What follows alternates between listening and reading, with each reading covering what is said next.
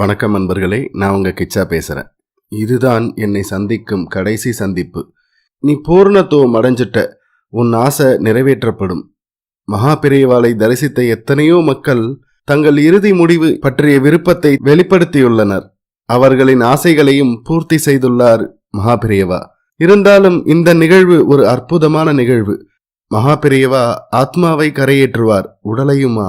அந்த சம்பவம் பத்தினது தான் இந்த பதிவு உங்களுக்கு பிடிச்சிருந்தா லைக் பண்ணுங்க, ஷேர் பண்ணுங்க, கமெண்ட் பண்ணுங்க.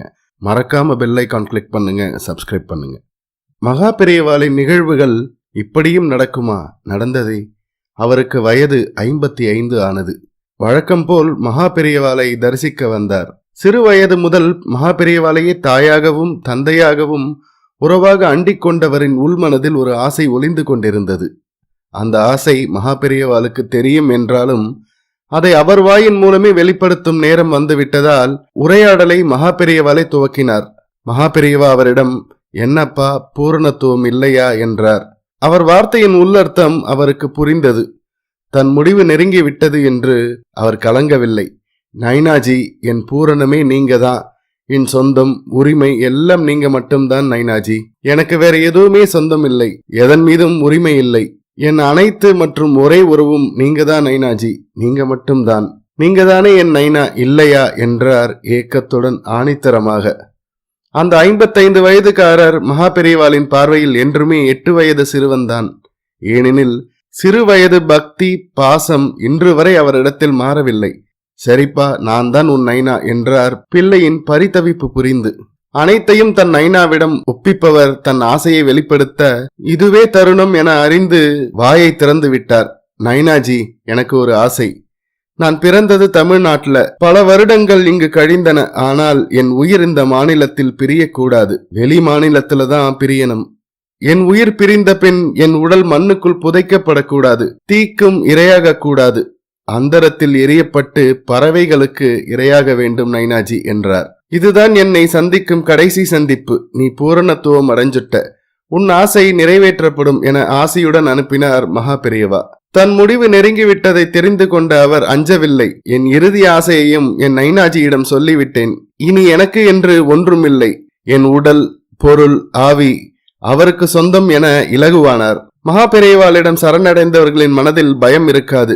எப்போதும் மனம் பஞ்சு போல் இருக்கும். நாட்கள் நகர்ந்தன. பம்பாயில் வசிக்கும் தன் தங்கையை காண பம்பாய்க்கு சென்றார். தங்கைக்கோ அண்ணன் மீது அளவு கடந்த பாசம். தங்கை அடைந்த சந்தோஷத்திற்கு அளவில்லை.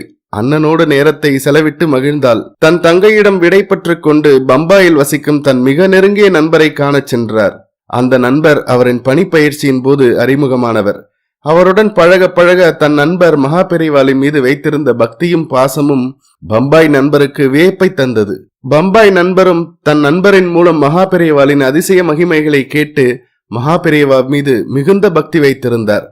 நண்பருடன் அவரும் மகா பெரியவாளை பல முறை தரிசித்து குருவின் நல்லுரைகளை தன் வாழ்வில் செயல்படுத்தியும் வந்துள்ளார். பம்பாய் நண்பரின் இல்லம் சென்று அவர் வாயில் கதவை தட்டும் பொழுது பக்தரின் உயிர் ஊசலாடியது. கதவை திறந்த பம்பாய் நண்பர் தன் உயிர் நண்பரை கண்டு மிகுந்த சந்தோஷத்துடன் அணைத்தார். அவர் மீதே பக்தர் சரிந்து விழுந்தார். நண்பரின் நிலை கண்டு துடித்தார். தன் காரில் ஏற்றிக்கொண்டு மருத்துவமனைக்கு விரைந்தார். மடியில் படுத்திருந்த நண்பரின் கைகளை இறுக்க பிடித்துக் கொண்டார். பக்தரின் முகம் பிரகாசித்தது. கண்களில் ஒளி மின்னியது. உதடுகளில் புன்னகை வழிந்தது. நைனாஜி என்று வாய் முணுமுணுக்க அவரின் கடைசி மூச்சும் நின்றது. எதிர்பாராத இச்சம்பவத்தால் நண்பர் நிலை குலைந்தார். இறுதி மூச்சு தன் மடியில் முடிந்த அதிர்ச்சி விலகவில்லை. ஆனாலும் அடுத்த செயலில் இறங்க வேண்டிய நிர்பந்தம். அவரின் குடும்பம் பற்றி தெரிந்தாலும் முகவரி எதுவும் தெரியாது. தொலைபேசி அதிகம் உபயோகத்தில் இல்லாத காலம் அது. அவர் வேலை செய்த அலுவலகத்திற்கு தெரியப்படுத்தினார். அவர்களிடம் அவர் குடும்பத்திற்கு தெரியப்படுத்துமாறு கேட்டுக்கொண்டார். இறந்த உடலை பல மணி நேரம் பாதுகாத்து வைக்க முடியாத நிலை. உடலை அப்புறப்படுத்த வேண்டிய நிர்பந்தம். இறுதிச் சடங்கை எப்படி செய்வது என குழம்பினார். நண்பரோ பார்சிக்காரர். அவருக்கு இவரின் மத வழக்கம் தெரியாது. கால நேரம் ஓடிக்கொண்டிருக்க அக்கம் பக்கத்தினர் கொடுத்த நெருக்கடியால் தன் மத வழக்கப்படியே இறுதிச் சடங்கை செய்வது என முடிவு செய்தார். ஆனாலும் மனதில் சிறு தயக்கம். செய்வது சரிதானா என மனம் கேள்வி எழுப்பியது. அவருக்கு தன் நண்பர் முடிந்த நைனாஜி என்ற கடைசி வார்த்தையை மனதில் ரீங்காரமிட்டுக் கொண்டிருந்தது. தன் குரு நண்பரின் நைனாஜியிடமே பிரார்த்தனை செய்தார். குருவே, தங்களை மட்டுமே தன் உறவாக நினைத்த என் நண்பரின் இறுதிச் சடங்கை செய்யும் நிர்பந்தத்தில் இருக்கிறேன். என் முடிவு சரிதானா என தெரியவில்லை. என் பாரத்தை உங்களிடம் இறக்குகிறேன். என் முடிவுக்கு உங்களின் பூரண ஆசியும் அனுகிரகமும் வேண்டும். இந்த காரியம் செய்ய சக்தி கொடுங்கள் என்று உள்ளம் உருகி பிரார்த்தித்தார். மனம் லகுவானது. இறுதி ஏற்பாடுகள் முழுவீச்சில் செய்தார். இச்சம்பவம் கேள்விப்பட்டு அவருக்கு துணை நிற்க அவர் அனைத்து அக்கம்பக்க உறவுகளும் கூடிவிட்டனர். அவரின் உடல் மலபார் ஹில்ஸில் உள்ள ஹேங்கிங் கார்டன்ஸுக்கு எடுத்துச் செல்லப்பட்டது. அவர் தங்கை கடைசி நிமிடத்தில் வந்து சேர்ந்தார். சுற்றிலும் பார்சி மக்கள் சூழ்ந்திருக்க தன் அண்ணன்தானா என்று சந்தேகம் வந்தது. துணியை விலக்கியவர் கதறி ஓலமிட்டார். நண்பர் அவரை தேற்றினார். உடல் கிடத்தப்பட்டிருந்தது. உடலுடன் கயிறு இணைக்கப்பட்டு மலைப்பகுதியில் தூக்கி எறியப்பட சடங்குகள் செய்யப்பட்டு கொண்டிருந்தன. இறுதி பிரார்த்தனை எல்லாம் முடிந்தது. இந்த நேரத்தில் ஒரு வயதான முதியவர் வெண் உடையில் தலையில் முக்காடியிட்டு நண்பர் அருகில் வந்து நின்றார். நண்பரிடம், யார் பெத்த பிள்ளைப்பா என்று கேட்டார். நண்பர், உங்கள் பிள்ளை தான்ஜி என்றார். நண்பருள் ஒரு இயக்கம் அந்த வார்த்தைகளை சொல்ல வைத்தது. இந்த வார்த்தைகளுக்காகவே காத்திருந்தவர் போல அந்த பெரியவர், சரிப்பா, என் பிள்ளைதானே என்று முன் வந்து நின்றார். மகுடிக்கு கட்டுண்ட பாம்பாக கூட்டமே பெரியவரை பார்த்து கொண்டு அமைதியாக நின்றது.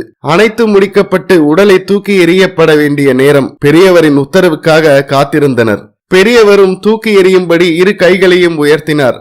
தூக்கி எறியப்பட்ட அந்த சில நொடிகளில் எங்கிருந்தோ வந்த 50 ராட்சச கழுகுகள் உடலை கவ்விக்கொண்டன. கூட்டம் கலைந்தது. பக்தரின் பூரணத்துவம் மகா பெரியவாளின் கருணையால் பூரணமடைந்தது. தூக்கி எறிய கைகளை உயர்த்திய அந்த பொழுதில் அந்த முதியவரின் கைகளில் இருந்து ஒரு மின்னல் ஒளி கிளம்பி பிரகாசிப்பதையும் அந்த நொடி பொழுதில் அவர் தோற்றம் மறைந்து மகா பெரியவாளின் தோற்றத்தை நண்பர் கண்டார்.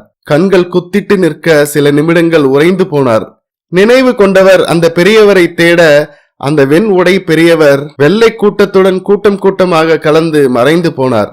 அந்த பெரியவர் எப்படி வந்தார், எங்கு தேடியும் மீண்டும் பார்க்கவே முடியவில்லை என பல குழப்ப சிந்தனைகளுடன் அந்த இடத்திலேயே அமர்ந்து விட்டார் நண்பர். மகா பெரியவாளின் நினைவுகள் அவர் தந்த காட்சியாகவே அலைமோதியது. சலனப்பட்டு கொண்டிருந்த மனதுக்கு நிம்மதி அளித்து சக்தியும் ஆசியும் கொடுத்த குருவுக்கு நன்றி செலுத்தினார் நண்பர். நண்பனின் இறுதி யாத்திரைக்கு அவன் நைனாஜியே வந்து விடை கொடுத்ததை நினைத்து உள்ளம் பூரித்தார். சோக கண்ணீருடன் ஆனந்த கண்ணீரும் வடிந்தது. வந்தவர்கள் இவரின் நிலை கண்டு அணுகி வினவ தான் கண்டதை விளக்கினார். குருவே பிரசன்னமானது அனைவரையும் வியப்பில் ஆழ்த்தியது.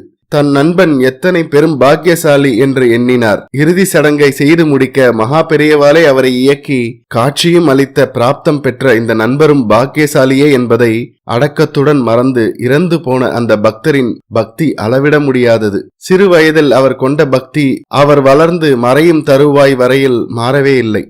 இந்த பக்தி தூய பக்தி. அந்த பக்தியில் மாயையின் கரையில்லை, களங்கமில்லை, சலனமில்லை, மாற்றமில்லை, தொய்வில்லை.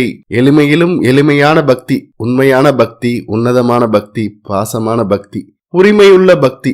ஆனாலும் அந்த உரிமையில் ஆணவம் இல்லை, அகங்காரம் இல்லை, அதிகாரமும் இல்லை, சுயநலமும் இல்லை. தாழ்மையிலும் தாழ்மை மட்டுமே இருந்தது. பக்தரின் விருப்பப்படியே அவர் உயிரை வெளி மாநிலத்தில் பிரிய வைத்தார் மகா பெரியவா. அவர் விருப்பப்படியே உடலை தூக்கி எறிய தன்னுடைய பக்தரும் பார்சி நண்பரும் ஆனவரான அந்த பம்பாய் நண்பரின் இல்லத்தில் அவரின் இறுதி மூச்சை கொண்டு சேர்த்தார். அனைத்து விருப்பங்களையும் நிறைவேற்றினார் மகா பெரியவா. அதுதான் அந்த இறுதி யாத்திரையில் அவர் பங்கெடுத்தது. ஏனெனில் அந்த பக்தரின் உள்ளம், சொல், செயல் அனைத்தும் ஒன்றாகவே இருந்தது. தன் உறவு நைனாஜி மட்டுமே என்றுதான் வாழ்ந்தார் அவர். பிறப்பால் வந்த உறவை தவிர வேறு எந்த புது உறவையும் தன் வாழ்வில் ஏற்படுத்திக் கொள்ளவில்லை. மகா பெரியவாளை பிதா என்றும் தாய் என்றும் ஜெகத்குரு என்றும் நடமாடும் தெய்வம் என்றும் அழைத்து போற்றுகின்றனர். ஆனால் அவரின் குருத்தன்மையையும் தெய்வத்தன்மையையும் முழுமையாக உணர்ந்துதான் இருக்கிறார்களா?